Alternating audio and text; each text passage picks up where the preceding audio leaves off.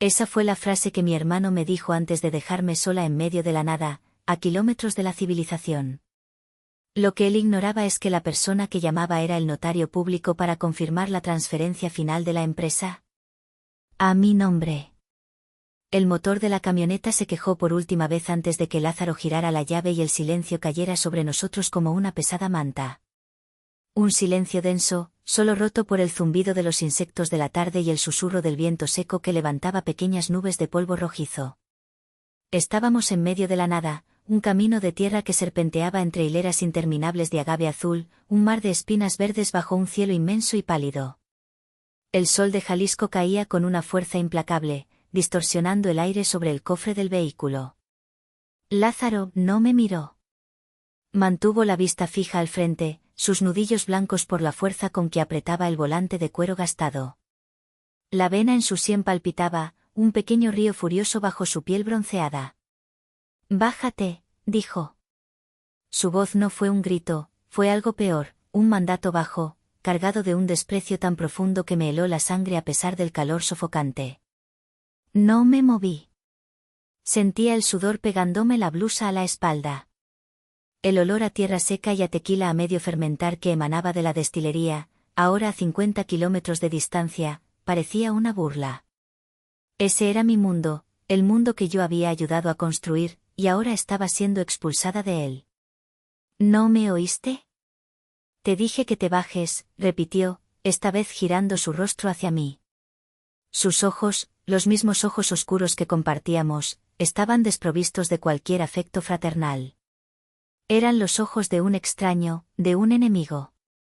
No puedes hacer esto, Lázaro, susurré, mi propia voz sonando débil, ajena. Se trata de la compañía, del legado del abuelo.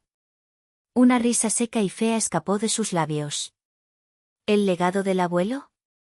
El legado del abuelo es mío. Siempre lo ha sido. Papá lo dejó claro.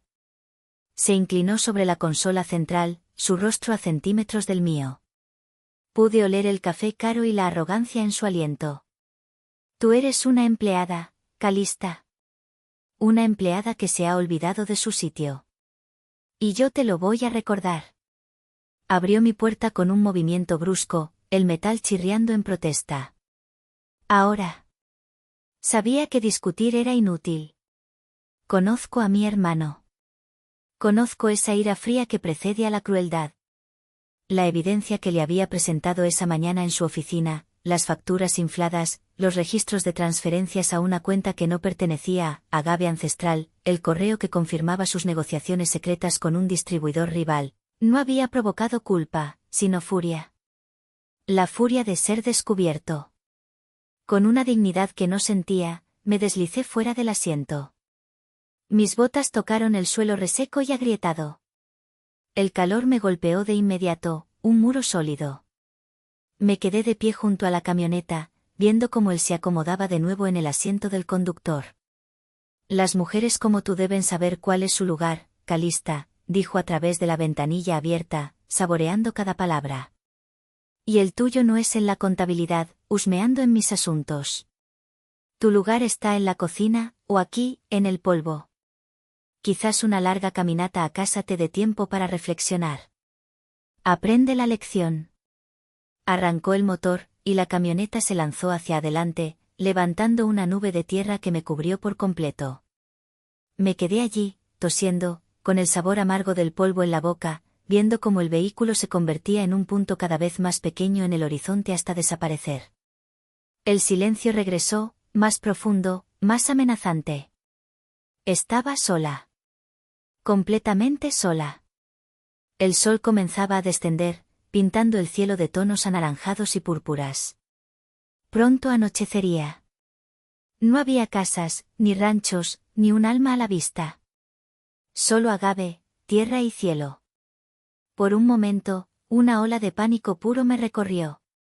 Esto era más que una pelea de hermanos. Esto era un acto de abandono, una demostración de poder tan cruel y definitiva que borraba 34 años de historia compartida. Cerré los ojos, respirando hondo, obligando al pánico a retroceder. Él quería quebrarme. Quería que llegara al rancho días después, sucia, humillada, suplicando perdón. Pero Lázaro, en su arrogancia, siempre subestimaba una cosa, mi paciencia. Mi capacidad para soportar, para observar, para planificar. Abrí los ojos. El aire ya no parecía tan sofocante. La soledad ya no era una amenaza, sino un espacio para pensar.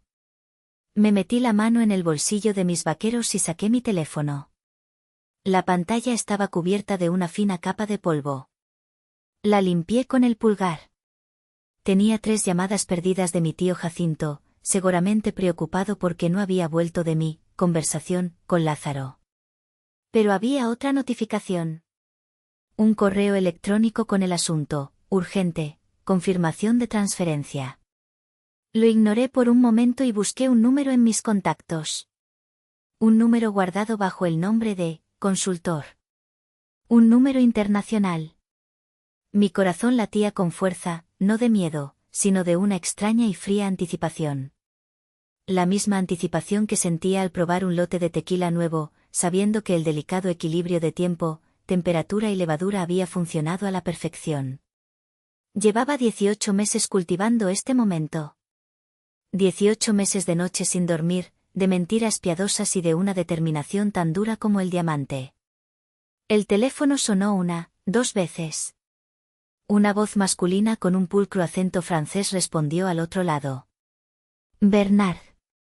Mr. Bernard, soy Calista, dije, mi voz sonando firme y clara en el vasto silencio de Jalisco. Señorita Calista. Estaba esperando su llamada. ¿Está todo en orden? Miré a mi alrededor, al paisaje que mi abuelo había amado, la tierra que mi padre y mi hermano estaban dispuestos a destruir. Sí, todo está en orden, respondí. La transferencia está autorizada. Proceda con la adquisición. Entendido. La compra final de la deuda se ejecutará de inmediato. Felicitaciones. El consorcio Legado Azul es ahora el principal acreedor de Agave Ancestral. Gracias, señor Bernard. Terminé la llamada y guardé el teléfono. El sol se había ocultado casi por completo, dejando un último resplandor violáceo en el horizonte. Una brisa fresca comenzó a soplar, llevándose el calor del día. Lázaro creía que me había dejado en el polvo, sin nada. La verdad era que me había dejado en el umbral de mi reino. Y yo estaba a punto de reclamarlo. Mientras la oscuridad se asentaba, me senté sobre una roca lisa al borde del camino. El teléfono vibró en mi bolsillo. Era mi tío Jacinto. Le contesté, explicándole rápidamente la situación, asegurándole que estaba bien y que el plan seguía en marcha. Me dijo que un viejo amigo suyo, un ranchero de la zona, ya venía en camino a recogerme. Sabía que podía contar con él. Con la logística resuelta, mi mente quedó libre para vagar. Y como siempre hacía en momentos de soledad, se dirigió a mi galería privada, la Galería de Heridas, donde cada recuerdo era un cuadro colgado en la pared de mi memoria, recordándome por qué estaba haciendo esto. El primer cuadro, y el más antiguo, estaba pintado con los colores cálidos de mi infancia. Tenía 8 años y caminaba por los campos de agave de la mano de mi abuelo, don Porfirio el Viejo, el fundador de todo. El aire olía a tierra húmeda y a agave cocido. Él se detuvo y arrancó una pequeña hoja de una planta joven. Me la entregó. Huélela, Calista, dijo su voz, una voz grave y amable como el murmullo de la tierra. Huele la promesa. El tequila no se hace en la destilería, mija. Nace aquí, en el campo. Tienes que aprender a escuchar a la planta, a entender la tierra. Se arrodilló para estar a mi altura, sus ojos llenos de arrugas y sabiduría. Tú tienes el alma de esta tierra. Tu padre y tu hermano, ellos son buenos con los números, con la gente. Pero solo ven lo que se puede contar. Tú ves lo que crece, lo que vive. Nunca olvides eso. Este lugar te pertenece tanto como a ellos. Ese recuerdo era mi ancla, mi piedra de toque. La prueba de que mi amor por este lugar no era una ambición reciente, sino un derecho de nacimiento susurrado por el fundador. A su lado colgaba un cuadro más nuevo, de colores brillantes y artificiales, con los bordes afilados por la humillación. Hace 2 años. Una gala de la industria del tequila en un hotel de lujo en Guadalajara. Luces, música, el tintineo de las copas. Yo llevaba un vestido que me resultaba incómodo, sintiéndome fuera de lugar. Estaban a punto de anunciar el premio al proceso de destilación más innovador del año. Mi corazón latía con fuerza. Había pasado un año entero en el laboratorio, experimentando con levaduras salvajes, ajustando temperaturas, perfeccionando un método que acortaba la fermentación en un 15% sin sacrificar el sabor. Era mi creación, mi secreto. El presentador anunció y el ganador es Agave Ancestral, por su revolucionario proceso, corazón puro. Los aplausos resonaron en el salón. Vi a mi padre darle una palmada en la espalda a Lázaro, empujándolo suavemente hacia el escenario. Mi hermano se pavoneó hasta el podio, su sonrisa tan blanca y pulida como los dientes de un tiburón. Aceptó la estatuilla de cristal. Gracias, gracias a todos, comenzó, su voz resonando con una falsa modestia. Ha sido un largo camino de prueba y error, de noches en vela en la destilería. Pero cuando tienes una visión, cuando crees en la tradición y la innovación, todo es posible. Quiero agradecer a mi padre por su confianza y a todo nuestro equipo por su arduo trabajo. Ni una palabra. Ni una mirada en mi dirección. Yo estaba de pie cerca de la barra, invisible. Era como si mi año de trabajo, mi descubrimiento, se hubiera evaporado en el aire. Más tarde, en el coche de vuelta al rancho, me atreví a decir algo. Fue un buen discurso, Lázaro. Casi me convences de que tú hiciste todo el trabajo. Lázaro soltó una carcajada. Mi padre, desde el asiento del copiloto, se giró para mirarme, su rostro severo bajo la luz de las farolas. Calista, no empieces. Lázaro es la cara de la compañía. Es lo mejor para el negocio. Un hombre al frente, un líder fuerte, eso es lo que inspira confianza en los inversores. Tu trabajo es importante, sí, pero es en el laboratorio. Detrás de las escenas. Cada uno tiene su lugar. Cada uno tiene su lugar.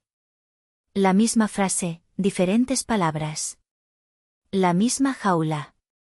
El último cuadro de la galería era oscuro, pintado con los tonos grises de la desesperación. La crisis de la plaga de 2019. Un hongo agresivo estaba devastando las plantaciones de agave en toda la región. Nuestra producción se desplomó. Los bancos, nerviosos, amenazaban con retirar nuestras líneas de crédito. Estábamos al borde de la quiebra. Lázaro organizaba reuniones inútiles. Mi padre se encerraba en su despacho, bebiendo más de la cuenta. Nadie se dio cuenta cuando, durante 3 semanas, viajé a Tehuacán, a la casa de mi abuela materna, y negocié en secreto la venta del único bien que era exclusivamente mío, un pequeño terreno urbano que ella me había heredado. Conseguí un comprador, un desarrollador local, por una suma que era apenas suficiente. El dinero, transferido a través de una cuenta de mi tío Jacinto para no levantar sospechas, se inyectó en la compañía como un pago adelantado de un distribuidor anónimo. La empresa se salvó. Unas semanas después, en la cena del domingo, Lázaro anunció con orgullo, bueno, familia, lo he vuelto a hacer. Convencí a los del banco de que nos dieran un respiro y conseguí un préstamo milagroso de un contacto en Monterrey. La crisis ha terminado. Mi padre levantó su copa. Por mi hijo. El salvador de agave ancestral. Todos brindaron. Yo también levanté mi copa, el tequila sabiendo a ceniza en mi boca. Nadie me preguntó. Nadie sospechó. Mi sacrificio fue invisible, mi contribución borrada de la historia familiar, reescrita por la mano de la arrogancia de mi hermano y la ceguera deliberada de mi padre. Miré esos 3 cuadros en mi mente. El abuelo dándome mi legitimidad. Mi hermano robándome el crédito. Mi padre negando mi valor. Y me di cuenta de que no había sido una sola traición, sino 1000 pequeñas muertes. 1000 cortes que me habían desangrado lentamente. Las luces de un vehículo aparecieron a lo lejos, acercándose por el camino de tierra. Era el amigo de mi tío. Me puse de pie, sacudiéndome el polvo de los vaqueros. La galería de heridas cerraba sus puertas por esa noche. Ya no era tiempo de mirar al pasado con dolor. Era tiempo de usarlo como combustible. El viaje de vuelta al pequeño pueblo donde mi tío Jacinto tenía una casa fue silencioso. Don Eladio, el ranchero, era un hombre de pocas palabras y muchas arrugas. Sentía su curiosidad, pero no hizo preguntas, un gesto de respeto que agradecí profundamente. Me dejó frente a la modesta casa de mi tío, una construcción de adobe con un pequeño jardín lleno de bugambillas. Jacinto ya me esperaba en el porche, con 2 tazas de café humeante sobre una mesita de madera. ¿Estás bien, mija?, preguntó, su voz ronca llena de una preocupación genuina. Asentí, tomando la taza que me ofrecía. El calor del barro me reconfortó las manos. Estoy entera, tío. Furiosa, pero entera. Nos sentamos en silencio por un momento, el único sonido era el canto de los grillos. Mi tío Jacinto era el hermano menor de mi padre, un hombre que había sido apartado del negocio familiar décadas atrás por tener, según mi abuelo, demasiado corazón y poca cabeza para los negocios. En realidad, tenía demasiada integridad para el gusto de mi padre. Ahora entendía que mi abuelo lo había protegido al alejarlo. Sabía que este día llegaría, dijo finalmente Jacinto, mirando la oscuridad. Tu padre y tu hermano siempre han confundido la arrogancia con la fuerza. Es peor de lo que imaginas, tío. Y no se trata de Lázaro. Esa frase captó su atención. Dejó su taza y me miró fijamente.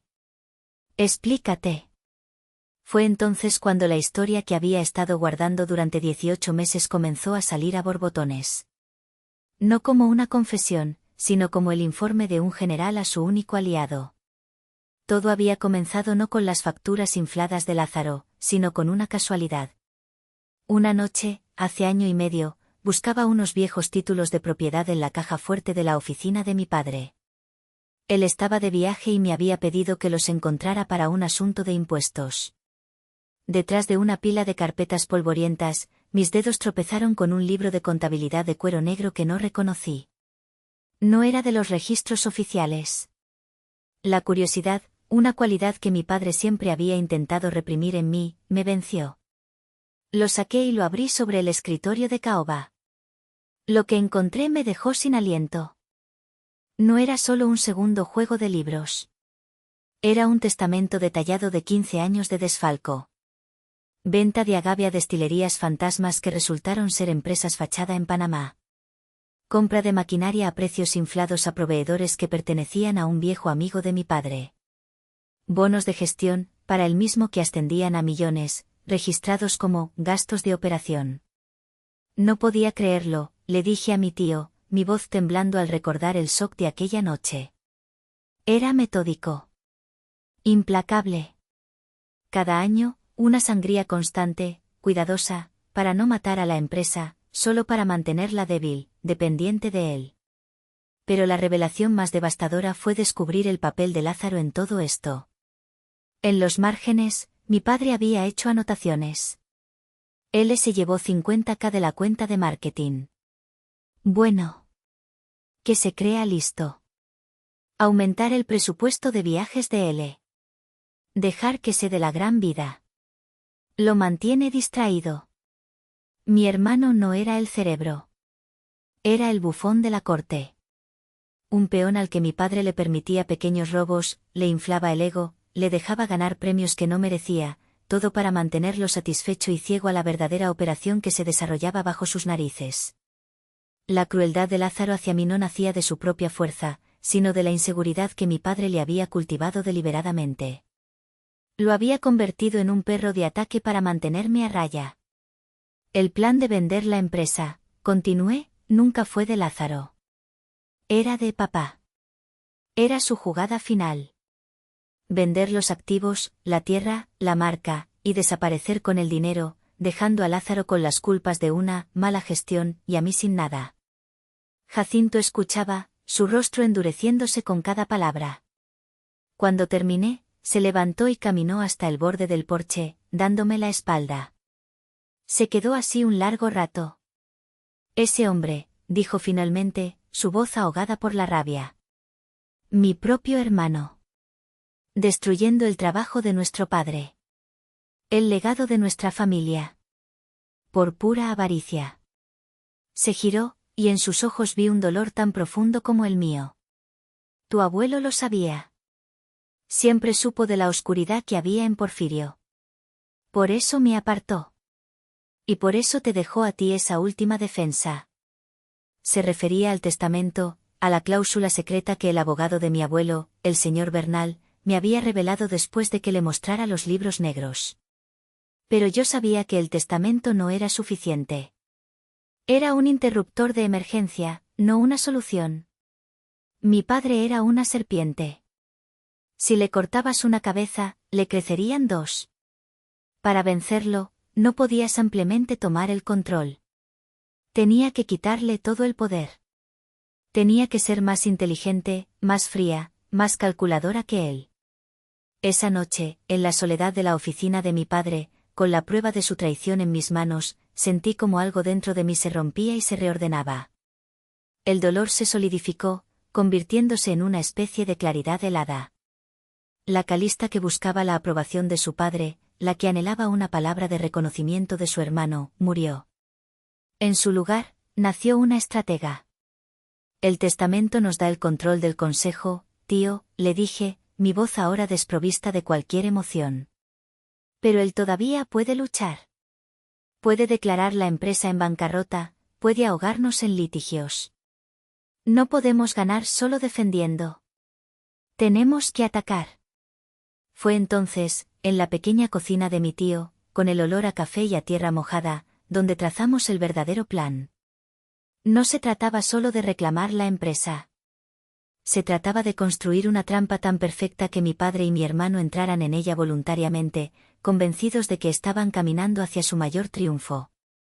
Durante los siguientes 18 meses, llevé una doble vida. De día, era Calista, la ingeniera agrónoma callada y eficiente, soportando las pullas de Lázaro y la indiferencia de mi padre. Pero de noche, me convertía en la arquitecta de su caída.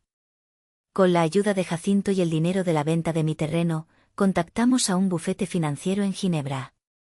Creamos una empresa fantasma, un nombre anodino en una maraña de papeles en Delaware, Blue Legacy Consortium. Un nombre que era un chiste privado para mí. El legado azul.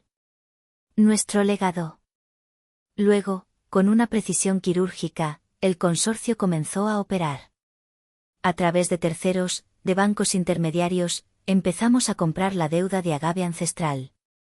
Mi padre, en su afán por sacar dinero, había hipotecado la empresa hasta las cejas. Para él, los avisos del banco de que su deuda había sido adquirida por un consorcio de inversión extranjero eran buenas noticias. Significaba que alguien todavía veía valor en ellos, alguien a quien podría engañar. El último paso fue orquestar la confrontación de hoy, le expliqué a Jacinto. Filtré anónimamente a Lázaro la información de que yo estaba investigando sus cuentas. Sabía que su ego no lo soportaría. Necesitaba que él cometiera un error público, un acto de crueldad tan evidente que rompiera cualquier lazo que aún pudiera sentir por él. Y lo hizo. Me dio exactamente lo que necesitaba. Mi tío me miró, una mezcla de asombro y preocupación en sus ojos. Te has vuelto fría, sobrina. El frío conserva, tío, respondí, terminando mi café. Y yo tengo un legado que conservar. La mañana siguiente, el mundo parecía diferente. El sol que se filtraba por la ventana de la pequeña habitación de invitados en casa de mi tío no era el mismo sol opresivo del día anterior. Era un sol de nuevos comienzos. Me sentía extrañamente tranquila, como la calma que precede a la tormenta que sabes que tú misma vas a desatar. Pasé los siguientes 3 días enclaustrada con mi tío Jacinto y una conexión a Internet segura. Esos días fueron el último repaso febril antes de la batalla final. Sobre la mesa del comedor, extendimos mapas mentales, diagramas de flujo y proyecciones financieras. Parecía el cuarto de guerra de una operación militar, y en cierto modo, lo era. El primer pilar de nuestro plan ya estaba sólidamente asentado, el consorcio Legado Azul. Jacinto, con su red de viejos amigos y contactos en el mundo agrícola, había sido fundamental. Él fue quien identificó que bancos y acreedores privados estaban más nerviosos por la situación de agave ancestral. La gente del Banco del Bajío está desesperada por quitarse ese préstamo de encima, me había dicho Jacinto meses atrás, después de una, casual, partida de dominó con un gerente retirado. Porfirio lleva 3 pagos atrasados de los intereses. Les haces una oferta por el 70% del valor nominal y te lo darán con un lazo. Y así lo hicimos. Una oferta tras otra, a través de nuestro abogado en Ginebra, el señor Bernard, quien actuaba como la cara impenetrable del consorcio. Compramos la deuda con un descuento significativo, utilizando mi herencia y un préstamo que Jacinto consiguió poniendo su propia casa como garantía, un acto de fe que nunca olvidaré. En 18 meses, sin que mi padre ni mi hermano se dieran cuenta, nos habíamos convertido en dueños del 85% de la deuda total de la empresa. Éramos sus banqueros, sus verdugos en la sombra. El segundo pilar era la ofensiva legal, y aquí es donde el testamento de mi abuelo jugaba su papel. No como el arma principal, sino como la primera estocada, la distracción. Hablé por videoconferencia con el licenciado Bernal, el albacea de mi abuelo. Era un hombre mayor, con la piel curtida y una mirada astuta. Había sido el mejor amigo de mi abuelo. Tu abuelo era un hombre previsor, calista, me dijo Bernal, ajustándose las gafas. Odiaba la codicia de tu padre. Redactamos esa cláusula una tarde, después de que Porfirio intentara convencerlo de vender una parte de las tierras para un desarrollo inmobiliario. Tu abuelo dijo, el día que quieran vender el alma de este negocio, el alma misma se defenderá. Repasamos el plan. Bernal y Jacinto se presentarían en la junta directiva que Lázaro convocaría inevitablemente para anunciar la venta.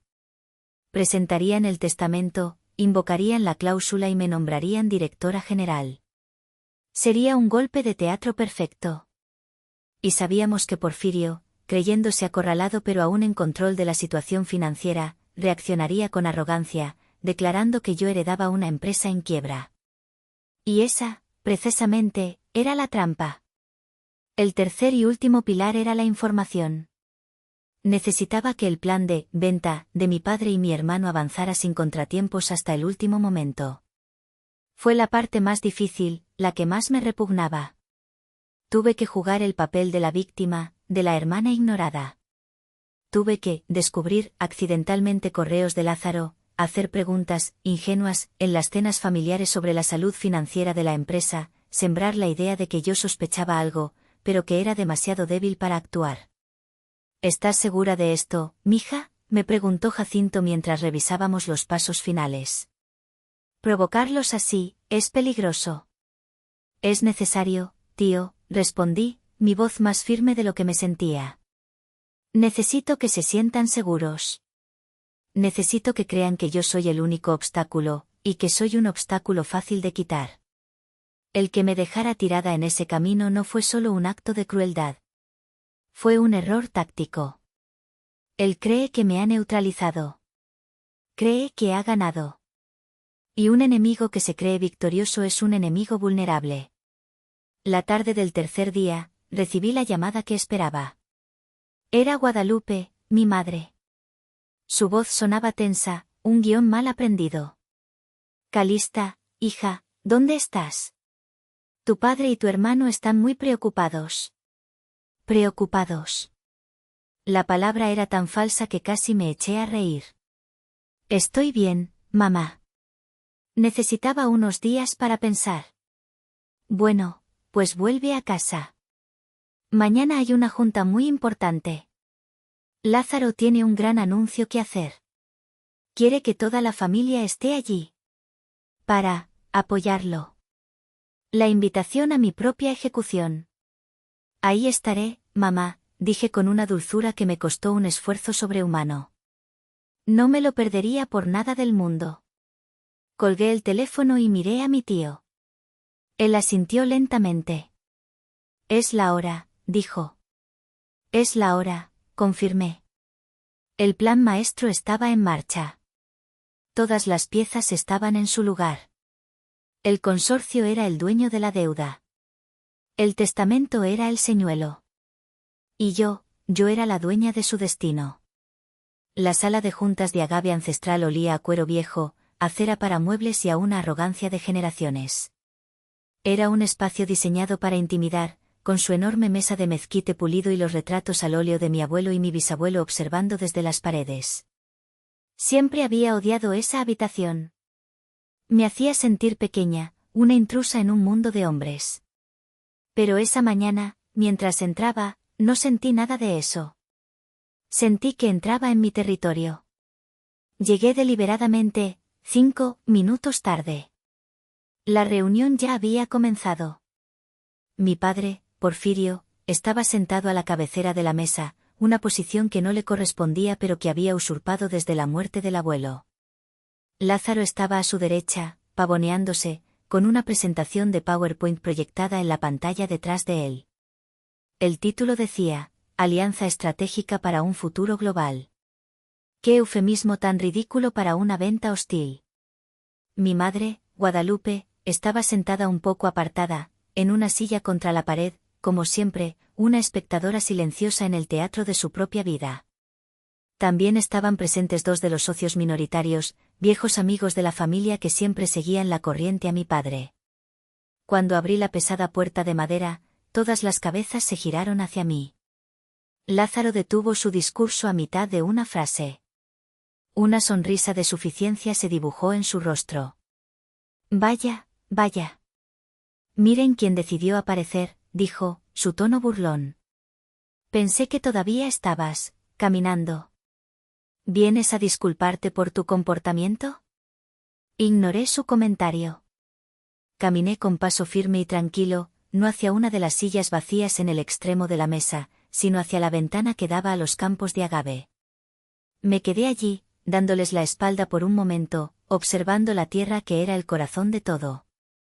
Calista, la voz de mi padre retumbó, impaciente. Llegas tarde. Estamos en medio de algo importante. Siéntate y guarda silencio. Me giré lentamente para enfrentarlos. Llevaba un traje sastre de color gris marengo, un atuendo que nunca me habían visto usar. Un traje que gritaba poder, no sumisión. De hecho, papá, creo que llego justo a tiempo, dije, mi voz tranquila pero llenando la sala. Justo a tiempo para detener esta farsa. Lázaro soltó una carcajada. Farsa, dice. Hermanita, estamos a punto de salvar esta compañía. Un conglomerado americano, Global Beverage Inc., va a invertir millones. Van a llevar nuestro tequila a todo el mundo. ¿Invertir o comprar?, pregunté, arqueando una ceja. Porque los documentos que vi en tu ordenador hablaban de una adquisición del 70% de las acciones. Hablaban de despedir a la mitad de nuestros gimadores. Hablaban de cambiar el nombre de Agave Ancestral. El color desapareció del rostro de Lázaro. Mi padre me fulminó con la mirada. ¿Has estado espiando a tu hermano? He estado protegiendo mi herencia, repliqué. Fue en ese preciso instante, como si estuviera ensayado, cuando la puerta de la sala de juntas se abrió de nuevo. Mi tío Jacinto entró, seguido por el licenciado Bernal, que llevaba un maletín de cuero viejo. ¿Jacinto? ¿Bernal? ¿Qué demonios hacen aquí?, espetó mi padre, poniéndose de pie. Esta es una reunión privada del consejo. Me temo que ya no, Porfirio, dijo mi tío con una calma glacial. El licenciado Bernal tiene un asunto que concierne a todos los presentes. Un asunto relacionado con el testamento de nuestro padre. El ambiente en la sala se cargó de electricidad. Bernal colocó su maletín sobre la mesa y sacó un documento atado con un listón rojo. Todos los ojos estaban fijos en él. Como albacea de don Porfirio Cruz, comenzó Bernal, su voz resonando con autoridad legal, tengo el deber de ejecutar todas las cláusulas de su última voluntad. Durante años, una de esas cláusulas ha permanecido inactiva, sujeta a una condición específica. Hizo una pausa dramática. Esa condición era cualquier intento de vender una participación mayoritaria de Agave Ancestral a una entidad externa, o cualquier acto de negligencia financiera que pusiera en peligro el legado de la familia. Miró directamente a mi padre y a mi hermano.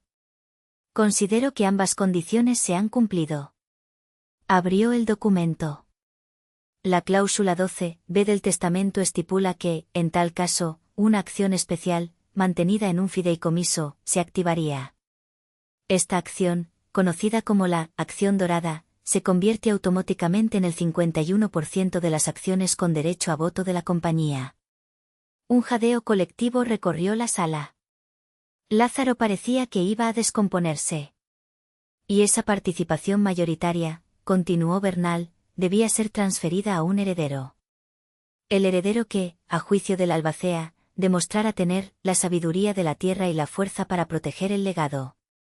Tras una cuidadosa consideración, y con la evidencia de la dedicación y competencia de la señorita Calista Cruz. Se detuvo y me miró. El fideicomiso ha sido disuelto y la transferencia de acciones se ha completado esta mañana. Señores, les presento a la nueva directora general y accionista mayoritaria de Agave Ancestral. El silencio que siguió fue atronador. Lázaro se desplomó en su silla, su rostro una máscara de incredulidad y odio. Mi madre se llevó una mano a la boca. Los socios minoritarios se miraban unos a otros, sin saber cómo reaccionar. Pero mi padre era diferente. Después del shock inicial, vi como una lenta y astuta sonrisa se dibujaba en su rostro. Se recostó en su silla, entrelazando los dedos sobre su estómago. El pánico había sido reemplazado por una confianza condescendiente. Vaya, dijo, casi con admiración. Tengo que admitirlo, Calista. No te creía capaz. Has jugado bien tu carta.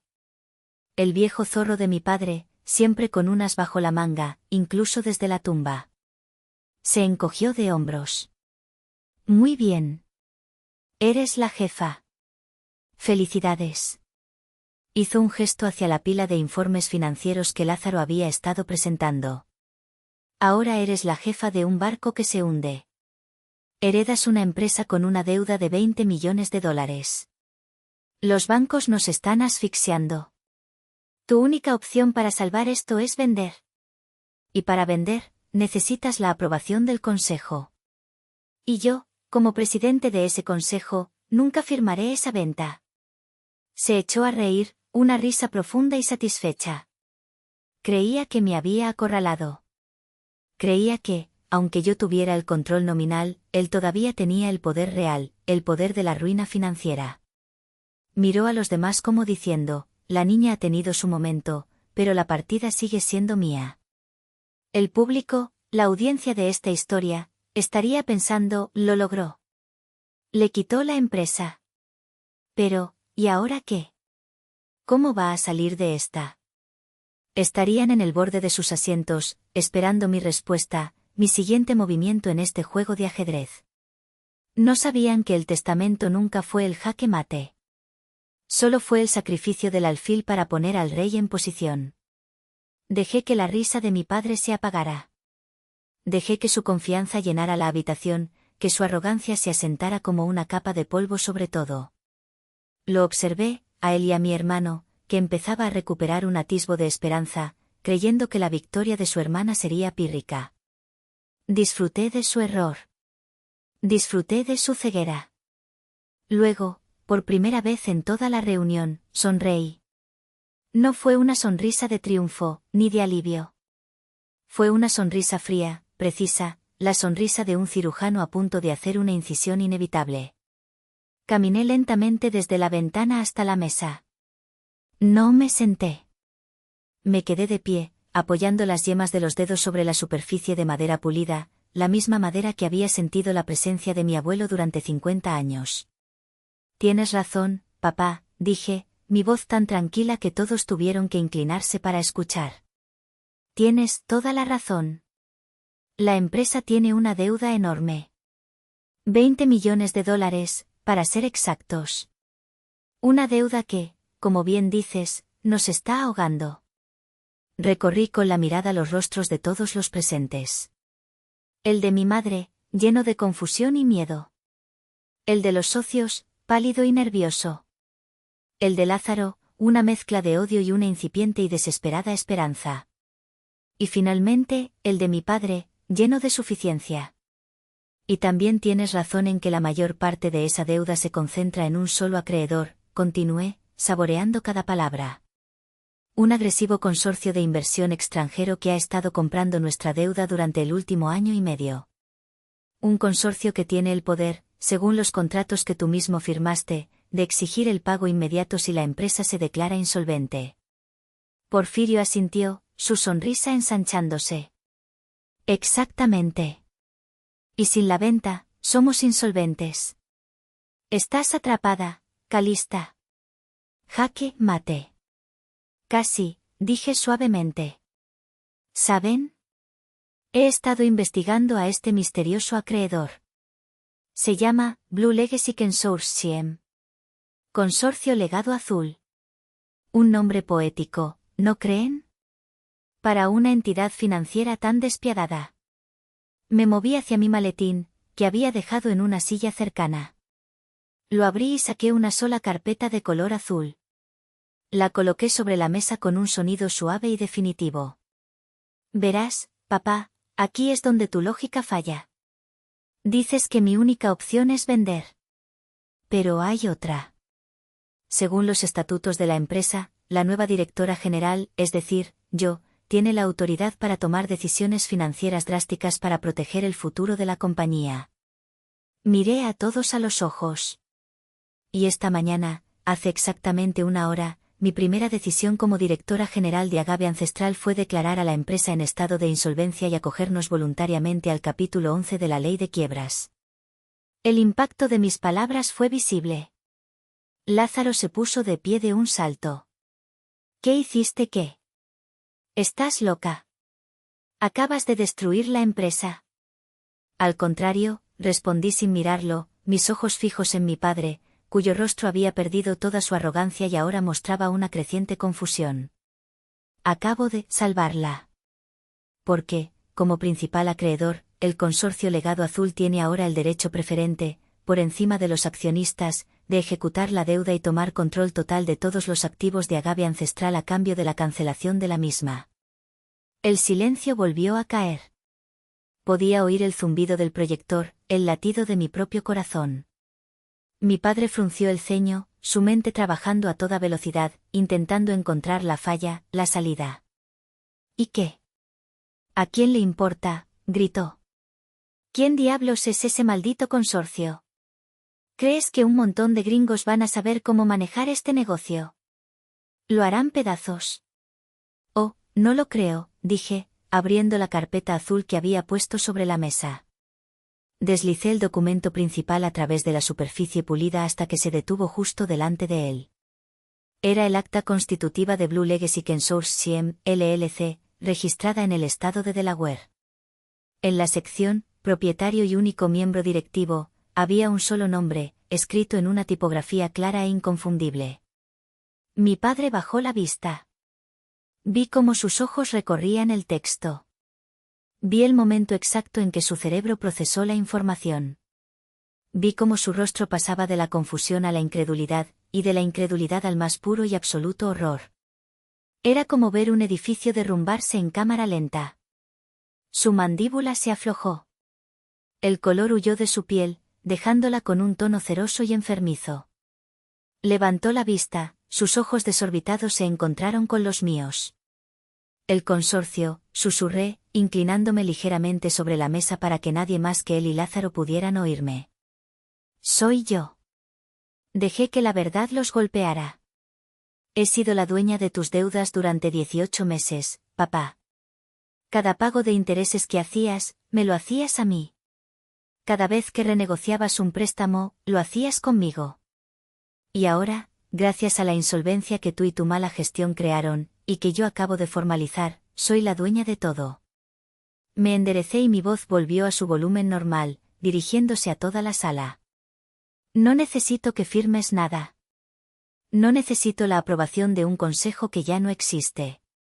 El banco, nuestro antiguo banco, ya ha sido notificado.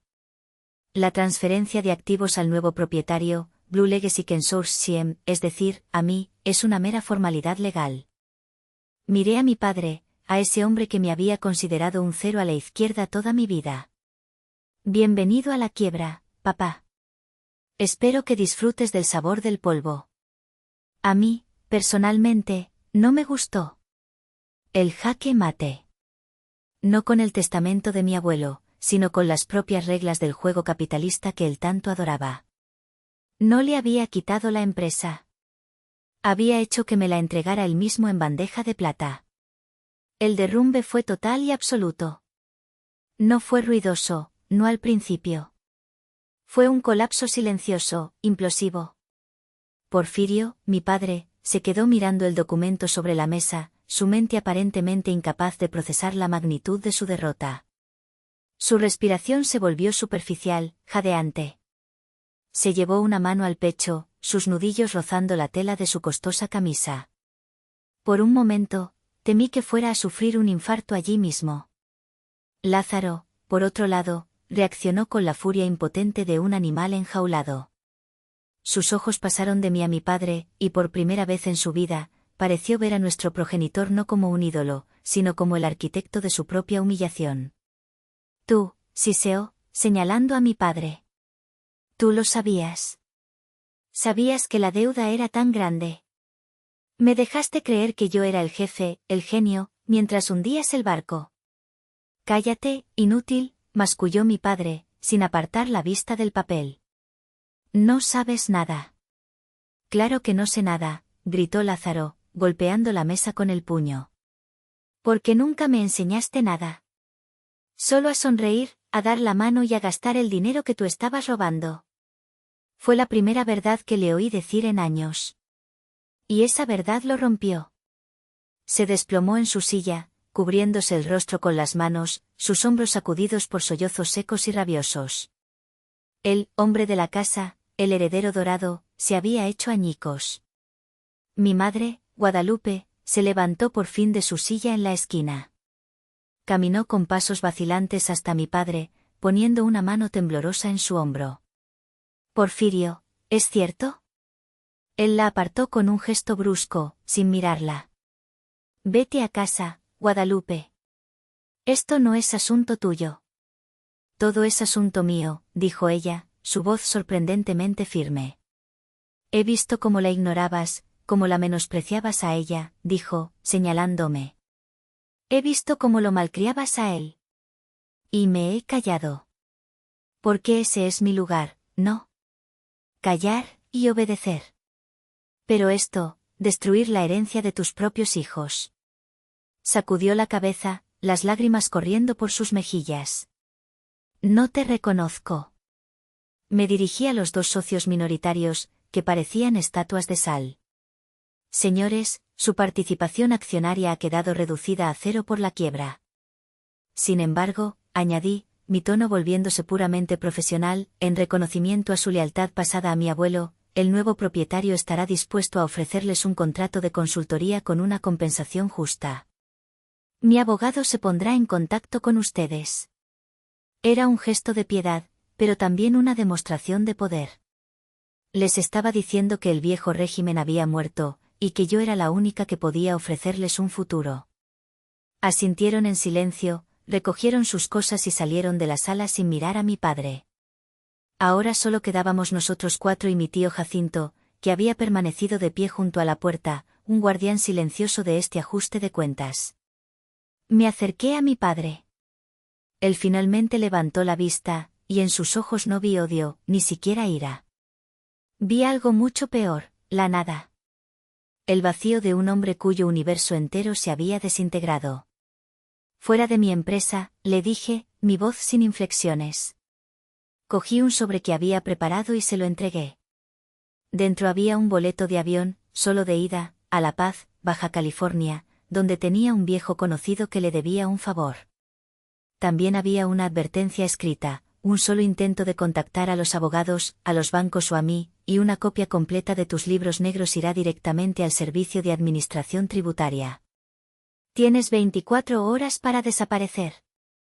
Luego me volví hacia Lázaro. Él había dejado de llorar y ahora me miraba con los ojos enrojecidos, una mezcla de resentimiento y una extraña, patética resignación. Tú no te irás a ninguna parte, le dije. Levantó la cabeza, sorprendido. Me dijiste que mi lugar estaba en el polvo. Que necesitaba una lección, continué, rodeando la mesa hasta quedar frente a él. Bueno, ahora tú vas a aprender una. A partir de mañana, te presentarás a trabajar a las 6 de la mañana. No en esta oficina, sino en los campos. Tu supervisor será don Ramiro, el capataz. Harás lo que él te diga, cortar maleza, revisar el riego, cargar piñas de agave. Sin paga, solo comida y un techo en el barracón de los jornaleros. Una mueca de incredulidad cruzó su rostro. ¿Qué? Dijiste que las mujeres no entendemos de negocios. Ahora tendrás la oportunidad de aprender sobre el verdadero negocio, el que empieza en la tierra. Aprenderás a respetar el polvo. O puedes irte ahora mismo, con lo puesto, y no volver jamás a pisar esta tierra. La elección es tuya. Se quedó en silencio, mirándome, la comprensión de su nueva realidad asentándose en su mente. No era una oferta de trabajo. Era una sentencia. Una oportunidad para una penitencia que quizás nunca completaría. Finalmente, me dirigí a mi madre. Estaba llorando en silencio. Mamá, la casa del rancho es ahora de la empresa. Pero puedes quedarte todo el tiempo que necesites para decidir qué quieres hacer. La puerta de mi casa, la antigua casa del abuelo en el pueblo, siempre estará abierta para ti. Pero solo para ti. Le di la espalda a los restos de mi familia y caminé hacia la puerta, donde mi tío Jacinto me esperaba. Puso una mano en mi hombro, un gesto de apoyo silencioso y profundo. ¿Estás bien?, me preguntó en voz baja. Miré hacia atrás, a la escena de devastación que había creado. Mi padre, un rey destronado. Mi hermano, un príncipe reducido a la servidumbre. Mi madre, una reina viuda de un reino de mentiras. No, tío, respondí con sinceridad. No estoy bien. Pero por primera vez en mi vida, soy libre.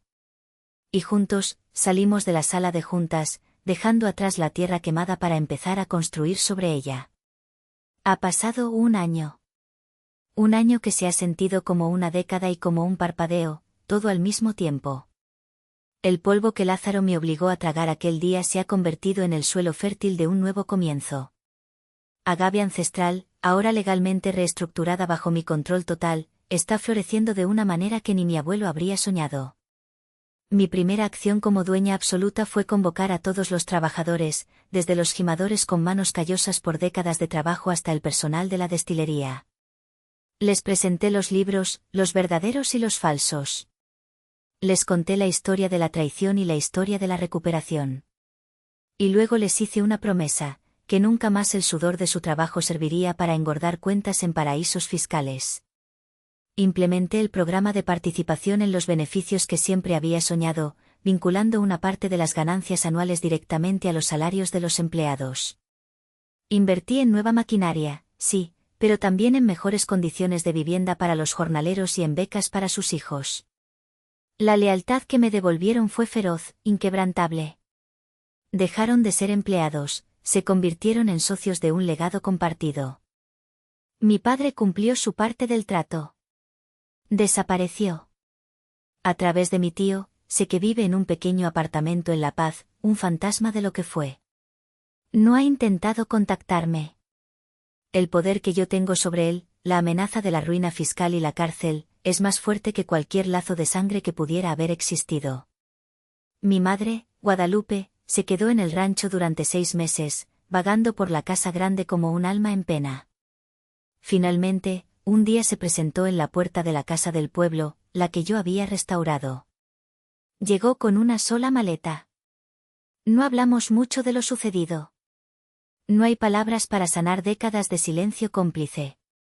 Pero a veces, por las tardes, nos sentamos juntas en el patio, bebiendo café, y en su mirada veo un arrepentimiento silencioso, y quizás, el comienzo de un respeto que nunca antes había existido.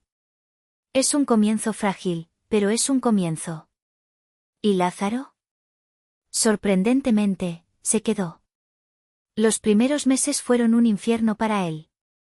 Su orgullo, su cuerpo blando, su ego, todo se rebelaba contra el trabajo brutal bajo el sol. Don Ramiro, el capataz, un hombre sabio que había visto nacer a mi abuelo, no le dio un trato especial.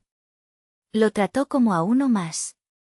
Hubo días en que pensé que renunciaría, que se marcharía con el rabo entre las piernas. Pero no lo hizo. Algo en él, quizás el último vestigio del orgullo cruz o el primer brote de una humildad desconocida, lo mantuvo allí. No hablamos. Cuando nuestros caminos se cruzan en el rancho, él baja la mirada y sigue su camino. Sus manos ahora están callosas. Su piel, curtida por el sol. Hay una delgadez en su rostro que no es de hambre, sino de haber sido despojado de todo lo superfluo. No sé si algún día lo perdonaré. No sé si él se perdonará a sí mismo.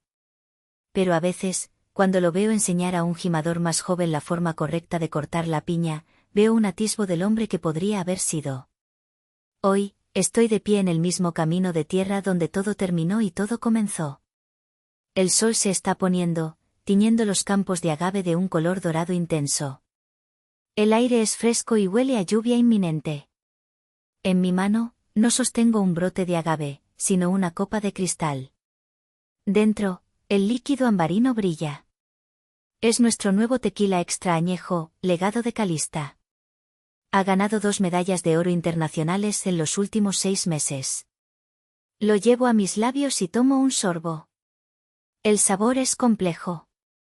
Hay notas de roble, de vainilla, de la tierra misma.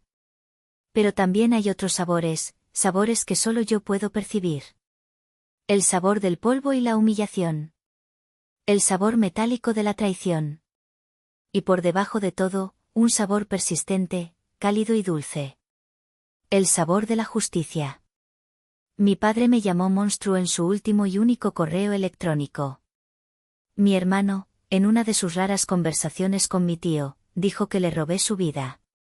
Yo creo que solo coseché la justicia que ellos sembraron durante décadas. Protegí el legado de mi abuelo de las únicas personas que podían destruirlo, su propia sangre.